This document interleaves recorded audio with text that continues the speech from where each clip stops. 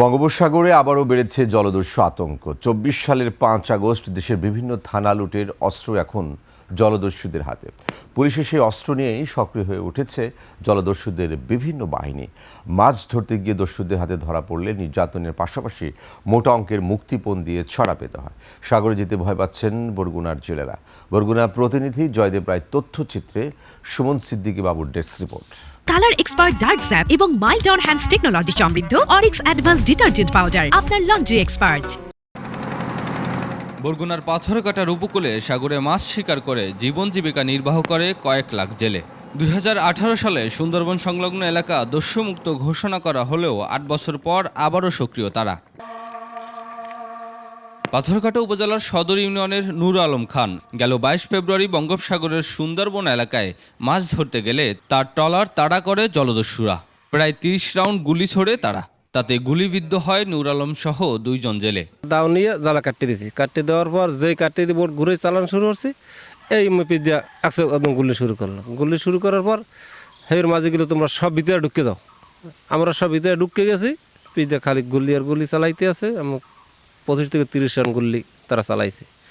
হ্যাঁ, চালাওয়ার পর কিছুক্ষণ পর আমার গায়ে আমি দেখি একটু ভিতরে দুটো জাগিয়ে দেখি যে কী সমস্যা হয়েছে, দেখি একটু জায়গা দিয়েছি মন্ত্রী আমার পিছনে গুলি পড়ছে। এভাবেই হানা দিয়ে জেলেদের অপহরণ করে নিয়ে যায় দস্যুরা। সুন্দরবনের গহীন জঙ্গলে বন্দি করে মুক্তিপণের দাবিতে চালানো হয় নির্যাতন। ভুক্তভোগী জেলেদের দাবি এখনো প্রায় অর্ধশতাধিক জেলে জলদস্যুদের হাতে বন্দি রয়েছে। জলদস্যু এসে মারধর করে, গুলি করে ওরা যে মানে মাছ নিয়ে যায়, টাকা পয়সা, মোবাইল টোবাইল যেগুলো পারে সবগুলো নিয়ে যায়। সাগরে জলদস্যুর কারণে আমরা ঠিক মতন জাল পাইতে পারতেছি না। আমরা জেলেরা জলদস্যু মুক্ত চাই, সাগরে কোনো জলদস্যু থাকতে পারবে না। জেলে ট্রলার মালিক সমিতির অভিযোগ, ২৪ সালের ৫ই আগস্টে দেশের বিভিন্ন থানা লুটের অস্ত্র এখন জলদস্যুদের হাতে। পুলিশের সেই অস্ত্র নিয়েই সক্রিয় হয়ে উঠেছে এসব দস্যু দল। বিভিন্ন জায়গায় থানা লুট হয়েছে, এই অস্ত্র ওখানে কিছু আসছে এবং এই যে গুলি দিয়েছে, যেটা গুলিটা আমরা দেখছি সেটা মনে হয়েছে যেন খুব বড় কোনো অস্ত্রের, কারণ হয়েছে টলার ভেদ করিয়া এই গায়ে লাগছে।